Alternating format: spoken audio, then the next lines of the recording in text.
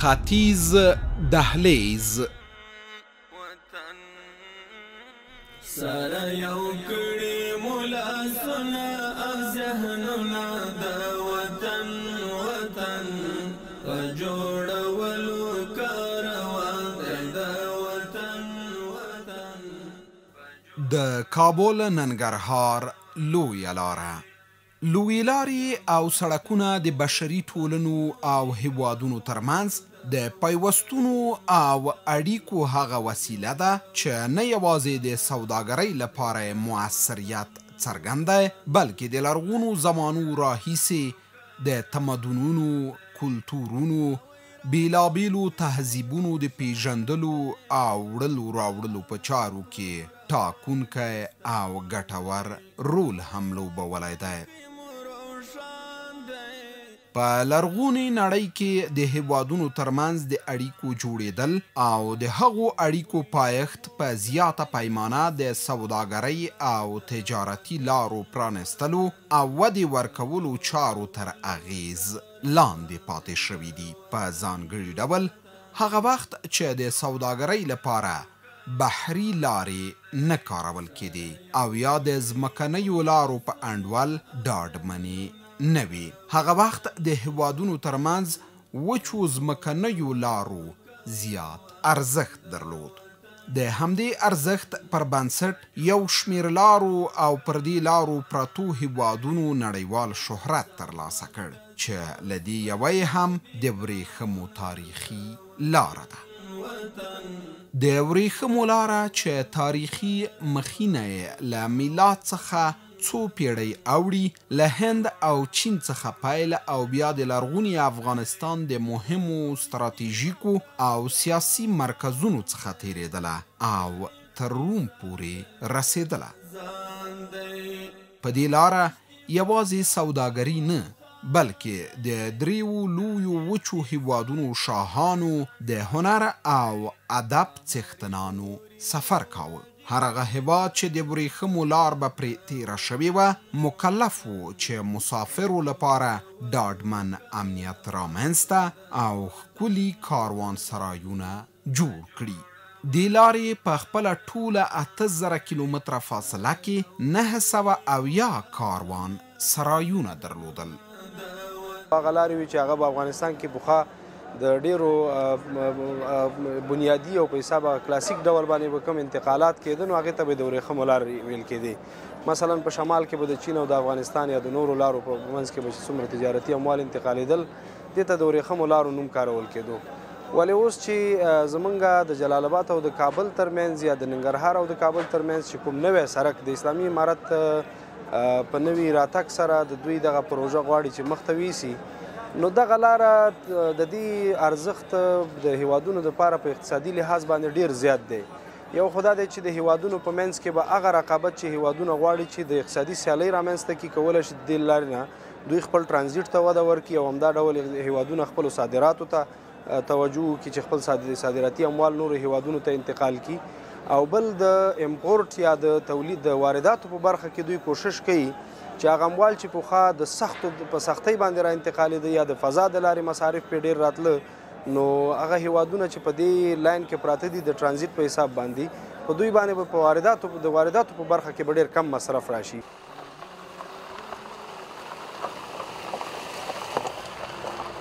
تاریخي لار چې وه هغسې زړه لار باندې مونږ بولو اوس او په هغې به پخوا وخت کې اسونه تله اوښان به تله او د پیلان به یې رسله دغلته یو رباط په نامه ځای و دې کې به یې اړول او دې کې به بیا دمه کوله او شپه به یې کوله بیا به یې دې ځای نه بیا انتقالول یا به پورته تله یا به کرته تله په دې ګندمک ساحه کې په دې ساحو کې دغلته د خوږیاڼو طرف ته یو ساحه ده چې دغلته به اکثره شاهانو دمې کولې د دوی کاروانونه به چې په دې لارو تېرېده نو دوی سره چې کوم تجارتي اموالو د دې سیمو نه به انتقالول نورو سیمو ته یا د پېښور نه به راتله نو د دوی د دمې زیات دا و د دې هدف به دا و چې دوی دغه خپل کم وسایل چې دي یا کم عراده جات چې دي دوی دلته په حساب هغه ترمیم کړي بیا یې ورغوي او بیا د دې د لارې نه دوی کولی شي چې مطلب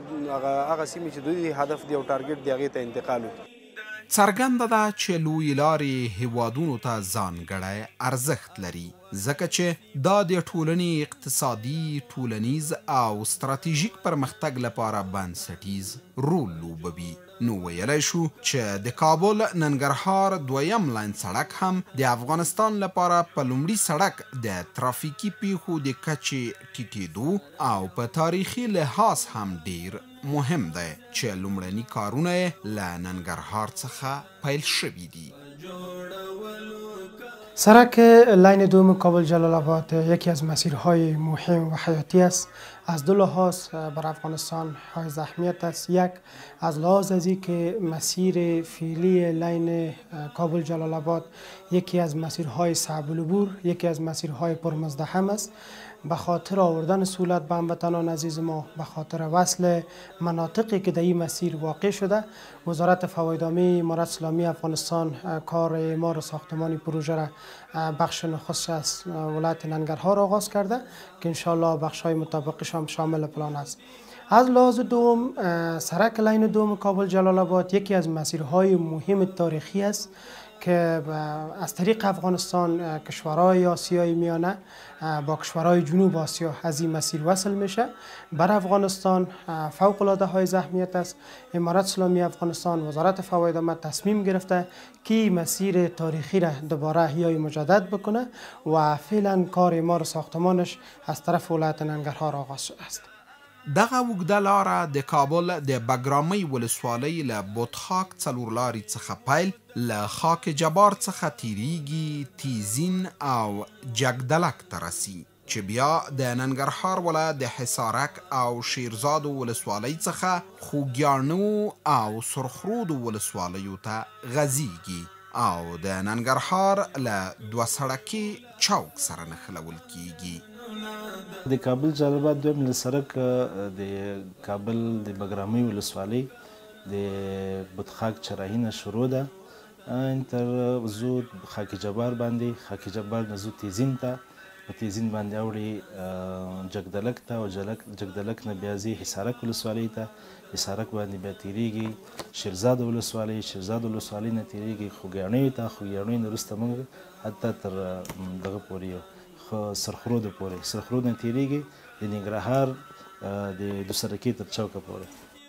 د کابل ننګرهار دویم لاین سړک چې د ورېښمو تجارتي لارې په اوږدو کې پروت دی په لومړي سړک د ترافیکي ګڼې ګوڼې مخنیوي او سوداګریزو موټرو ته د اسانتیاوو برابرولو په موخه رغول کیږي او چارې د رئیس الوزراء اقتصادي مرستیال ملا عبدالغني برادر اخوند او نورو مسئولینو له لوري پیل شوي.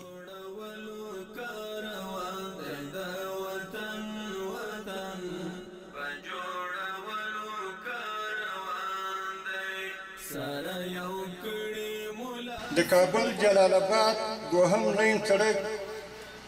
چې 126 کیلومتره اوږدوالی لري د کابل بګرامۍ ولسوالۍ څخه پیل د کابل ولایت خاک جبار د ننګرهار ولایت د حصارک خوږیاڼو او سرخرود ولسوالۍ څخه له تېرېدو وروسته د ننګرهار د حلقوي سړک سره نښلول کیږي. د علیقدر امیر المؤمنین حفظه الله د حکم په اساس د کابل جلال آباد پر لویه لاره د تلونکو وسایطو او ارادجاتو څخه د هغوی د نوعیت په تبکیب کې د ټاکل سوي حق العبور په بدل کې جوړیږي. نه یوازې د هیواد کورني سوداګري ته وده ورکړي بلکې د سیمې او نړۍ سره هم زموږ د سوداګریزو اړیکو او مناسباتو په پراختیا کې مهم رول لري. روښانه ده چې ننګرهار د افغانستان یو له مهمو سرحدي او تجارتي ولایتونو څخه دی او د هیواد په سوداګرۍ او سیمهییز اقتصاد کې مهم رول لري.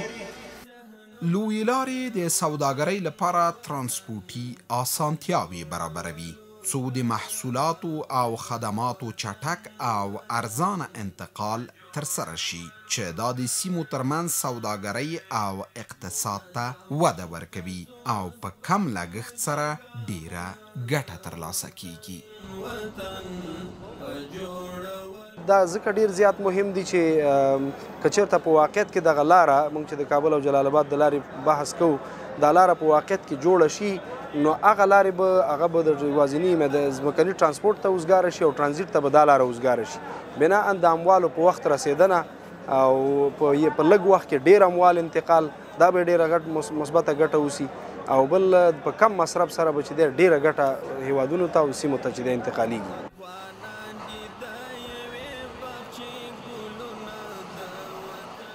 د دې ترڅنګ چې لویې لارې هیوادونه سره نښلوي همدارنګه ښارونه او کلیوالي سیمې هم سره نښلوي چې د خلکو ترمنځ ټولنیزې اړیکې او فرهنګي تبادلې پیاوړي کوي. لویې لارې د خدماتو لکه روغتیا، تعلیم او بیړنیو مرستو رسونې کې اسانتیاوې برابروي په ځانګړې توګه په کلیوالي سیمو کې.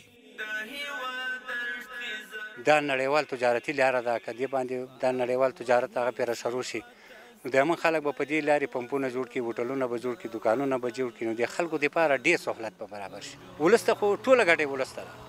اکثره ګټه ولس ته ده ځکه موږ مریض نه شو تلای، موږ ترکاري به چې وشوه نه شوه تلای او زمونږ ډېر ضرورت به و نو ښار ته به په دې خرابه لاره نه شو. د ټولګټو وزارت د ټیم پشتون کې خصوصي شرکت د کابل ننګرهار دویم لاین سړک د رغولو چارې له ننګرهاره پیل کړي چې اوس یې په 12 کیلومترۍ کې عملي کار روان دی. دا سړک تقریبا ټول سیده 140 نه تر 150 متر منځ کې ده، کیلومتر په منځ کې ده او د دې فعلا موږ الحمدلله تقریبا 4 میاشتې کېږي د کار موږ شروع کړی ده او کار یې سیده د ننګرهار لخوا موږ را شروع کړی. تقریبا په 12 کیلومترۍ کې موږ فعلا عملي هلته کار جریان لري چې موږ د وزارت ټیم هلته شتون لري او د دغه ټیم په شتون کې شرکت کار ترسره کوي. اوس مهال د یاد سړک په مختلفو ځایونو کې کار روان دی چې په ځینو ځایونو کې خاوره اچول، د کرش پلانټ جوړولو، ډکون او نورو برخو کې عملا کار جریان لري. د دې 12 کیلومترۍ په مربوطاتو کې موږ په مختلفو ځایونو کې کار روان کړی ده. بعض ځایونو کې موږ هلته خاوره جګوو، ساحې نه خاوره لرې کوو، غونډۍ دي هغه وهو، د هغه نه خاوره لرې کوو. بعض ساحو کې موږ بیا خاوره اچوو او هغه ډکون کوو. مثلا موږ په بعض ساحو کې ډکون روان ده، په بعض ساحو کې موږ مثلا هلته موږ اوس کرش پلانټ یا هغسې موږ مواد غواړو تولید وکړو، هغه فعلا کار روان ده چې په هغه باندې هغه موږ نصبوو چې هغه بیا تولید موږ ته وکړي. د کابل ننګرهار په دویم لاین سړک کې ځینې لوی او واړه پلونه او پلچکونه هم په پلان کې دي چې په معیاري ډول به ورغیږي او همدارنګه د استنادي دیوالونو رغول، د غرونو او غونډیو پرې کول هم شامل دي. په دې کې غټ پلونه هم شته، موږ ډېر غټ پلونه لرو او واړه پلچکې هم لرو. په دې کې موږ استنادي دیوالونه لرو. په دې کې موږ د غرونو او د غونډیو هغه کټ کول یا وهل هغه هم لرو. بعض ساحو کې موږ د بعضو ساحو چې هغه ډېرې ټیټې دي د هغه ډکون هم لرو چې موږ هغه باید ډک کړو. په ټول هیواد کې د سړکونو رغولو چارې ټولګټو وزارت د 8 نړیوال سټنډرد په معیار ترسره کوي. د یاد وزارت د مسؤلینو په وینا د کابل ننګرهار دویم لاین سړک به هم د 8 نړیوال سټنډرد په معیار ورغول شي. د کابل جلال آباد دویم لاین سړک دا لکه څنګه چې په افغانستان کې د فواید عامې وزارت یا د ټولګټو وزارت نور سړکونه جوړوي، د دې لپاره یو خاص معیار لري. هغه معیار چې ده د 8 معیار ده. 8 یو سټنډرد ده، معیار ده نړیوال. په همغه باندې موږ د کابل جلال آباد دویم لاین سړک هم امارو جوړوي. کله چې په افغانستان کې سړکونه جوړیږي نو د پروژې ټول مراحل په پام کې نیول کیږي چې سړک باید په کوم معیار جوړ شي. دا لاره د هیواد د اقتصادي ودې، تجارتي اموالو لیږد رالیږد، مسافرو او سوداګرو د تجارتي، ټولنیزو او کلتوري فعالیتونو لپاره ځکه ستر اهمیت لري چې د تورخم په فرضي کرښه کې له پاکستان سره نښلول شوې ده او پر دغه لاره د تجارتي اموالو ډیر انتقالات ترسره کیږي. سرک‌ها و شاراها در افغانستان وقتی که سروی و دیزاین میشه از مرحله مطالعات امکانسنجی، مطالعات اجتماعی شروع تا مرحله سروی اساسی، دیزاین اساسی، پروژه که وقتی آغاز میشه تمام مراحل پروژه در نظر گرفته میشه که سرک به کدام معیار ساخته شود. سرک لین دوم کابل جلال آباد به خاطر گفتم که از مسیرهای مهم است که در قسمت انتقالات اموال تجارتی از مسیر افغانستان، چون یکی از مسیرهایی است که افغانستان از طریق خط فرضی با کشور پاکستان وصل میشه، انتقالات از این مسیر بیشتر است. با همون دلیل ما میتونیم که مسیر یکی از مسیرهای مهم تلقی بکنیم تا انتقالات ما از این مسیر بیشتر شود و سهولت‌ها به تجار ملی و به هموطنان عزیز ما فراهم شود. کله چې د ټولګټو وزارت لخوا خصوصي شرکتونو سره د پروژو قرارداد لاسلیک کیږي، نو د پروژې د عملي کولو په وخت کې د وزارت 4 نفره ټیم په ساحه کې عملاً حضور لري چې هر وخت د پروژې له کارونو نظارت او څارنه کوي، څو هغه څه چې په قرارداد کې ذکر شوي د هغو مطابق په اساسي ډول او پر وخت تطبیق او عملی شي. زمانی که پروژه از سوی وزارت فوایدنامه با سکتور خصوصی یا با شرکت‌های قراردادی قرارداد میشه، کار پروژه زمانی که در ساحه آغاز میشه یک تیم 4 نفری از وزارت فوایدنامه عملا در ساحه حضور می داشته باشند، دائم از پروژه نظارت ارزیابی میکنن. آنچه که در قرارداد ذکر شده در BQ و مشخصات تکنیکی پروژه است، مطابق BQ مطابق قرارداد پروژه باید در ساحه تطبیق شود که از جریان تطبیق پروژه تیم‌های وزارت فوایدنامه نظارت میکنه تا به گونه اساسی مطابق پروژه تطبیق شود و عملی شود. لویې لارې د یوې ټولنې د پرمختګ لپاره حیاتي ارزښت لري او د خلکو ژوند اسانه کوي، نو په همدې اساس ولس د اسلامي امارت د دې سترو پروژو د پیل ستاینه کوي، پر تطبیق او عملي کېدو یې خوښي څرګندوي او د هر ډول ولسي همکارۍ ډاډ ورکوي. د ولسي خلکو ترڅنګ د پروژې کارکوونکي هم د دغه سړک د رغولو پر چارو خوښ بریښي او خپل سپیڅلي احساسات د وطن پالنې په روحیه داسې وړاندې کوي چې د هر ژوندي ضمیره او پر وطن مین شخص زړه ته ټکان ورکوي.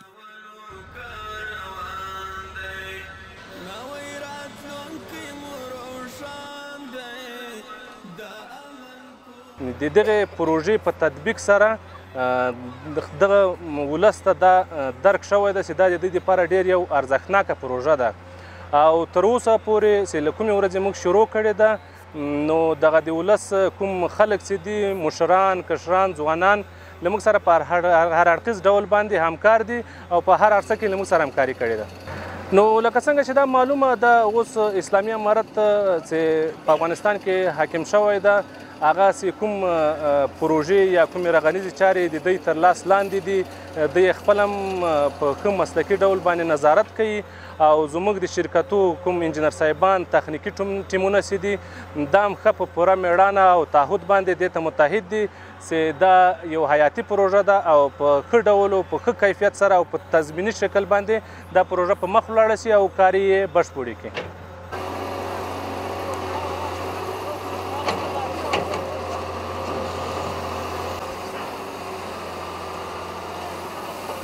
موږ سره په الحال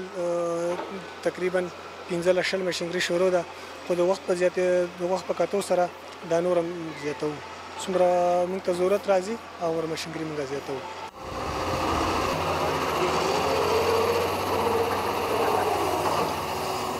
ان شاء الله زړه خو مې دا غواړي چې شپې او د ورځې کار وکړو، الله دې وکړي چې دا روډ جوړ شي او خلکو ته سهولت راشي. که څه هم د کابل ننګرهار لومړی سړک یا لویه لاره د ترافیکي پیښو ګڼې ګوڼې غرونو ښویېدنې د لارې اوږدوالي او نورو اړوندو مسایلو د سوداګرو او مسافرو لپاره د تګ راتګ ګڼې ستونزې راولاړې کړې وې چې د حل په موخه یې د دویم لاین سړک رغول ضروري ځکه دي چې په مرسته یې خلک په لنډ وخت کې خپل مقصد ته رسیږي او د ترانسپورټ لګښتونه کمیږي.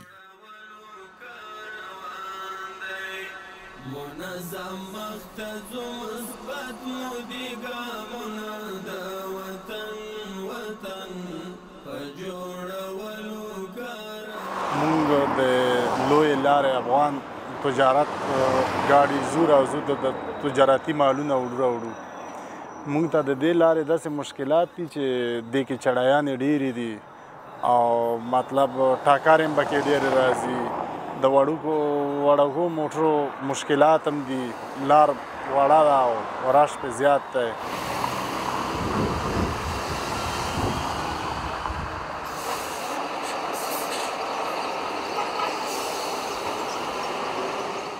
دا لاره ډېره اوږده دی موږ لپاره چړیانې لري لارې بندېږي راباندې ډېر تکلیف سره دې کې مخ یو د شپې لارې باندې 5 ګنټې هغه لاره هوار هم دی موږ لپاره که واورې اوسي په واوره کې موږ ته تکلیف نه وي په دې لاره موږ ته ډېر زیات تکلیف ده بس هغه لاره موږ ته ډېر اسانه کېږي مصرف هم کمیږي او له تکلیف نه هم ډېر تکلیف نه بچ کېږو خرچې هم کمیږي اوس په دې لاره موږ ډېرې زیاتې خرچې کېږي.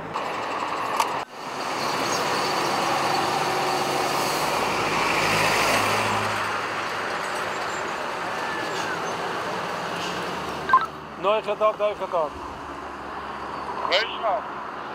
وسایتی که در یک وسایت ثقیله اونجا خراب است مشکلش چی است؟ مشکل ایجاد میکرد آن باید ما جریان ببندیم. درست اگر مشکل پیدا کرد باز برای یک صدا میکنم موقعیت در اینجا زحام به اندازه زیاد میباشه خصوصا در طرف شب وسایت کلان دو طرف به حرکت میباشه با خوشبختانه با آمد امارت اسلامی پلیس ترافیک زیادتر ساخته است تنظیم میکنن مشکلات به مردم ایجاد نمیشه ولی بس اساسی که راه بدیل از این داشته باشه امکاناتش باشه بسیار خوب میشه بهتر میشه به خاطر که این جاده بسیار خطرناکترین جاده به شما میره اگر این جاده دیگه وسایت کلان از اینجا به دیگه را انتقال ببره اونجا بره وسایت خردی که بسیار براحتی میتونه بره و بیایه. ډریوران شکایت کوي چې له ګټې تاوان ډیر دی او پر دغه لاره چې هر څومره لوړه کرایه واخلي بیرته د موټر خراب شوي پرزې هم پرې نشي رانیولی نو د دویم لاین سړک په رغېدو به کرایه کمه او دوی ته به یې ګټه هم زیاته وي.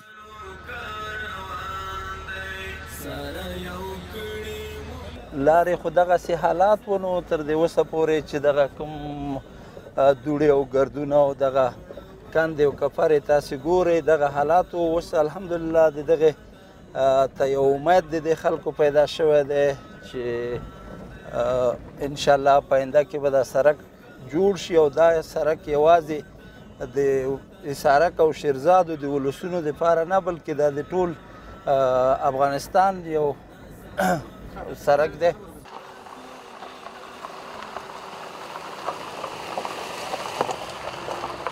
ولس خو ډېر زیات مشکلاتو کې دی ځکه د مریضانو تګ راتګ نشي کېدلی ترکاري او دغه شیان هم چنان کرایې لوړې وي ځکه چې ډریوران هم عوارضونه د موټرو او دغسې لارې او کندې او کفرې دي نو مشکلات وي ورسره ضرور.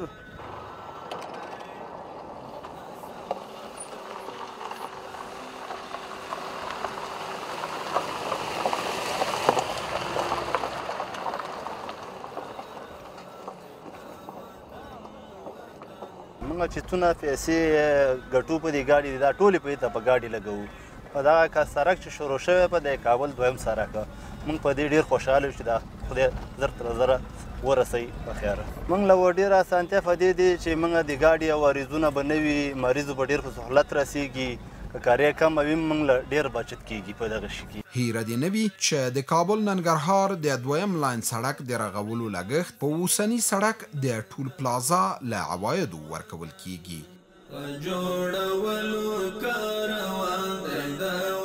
تمویل بودجه لاین دوم سرک کابل جلال آباد از بخش طول پلازا تمویل میشه. فعلا عملا در مسیر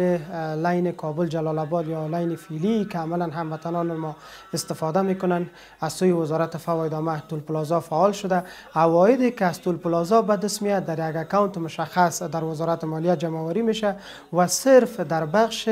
اعمار ساختمان لاین دوم کابل جلال آباد به مصرف میرسد. د کابل ننګرهار دویم لاین سړک د هیواد د اقتصادي ودې لپاره اسانتیاوې برابروي، په ځانګړي ډول د سوداګرو او مسافرو لپاره. د لومړۍ لارې د ګڼې ګوڼې له کبله د ټکرونو او حادثو ګواښونه زیات دي. د تیرې ادارې پر مهال د کابل ننګرهار لوی لارې امنیتي وضعیت تل له ترافیکي او امنیتي پیښو، ګڼې ګوڼې او ترافیکي فشار سره مخ وو. په ځانګړي توګه د ځینو برخو ناامنۍ د مسافرو او سوداګرو لپاره ستونزې جوړولې. اسلامي امارت د لا ډیرو اسانتیاوو، سهولتونو، ترافیکي پیښو د مخنیوي او ګڼې ګوڼې د فشار راکمولو لپاره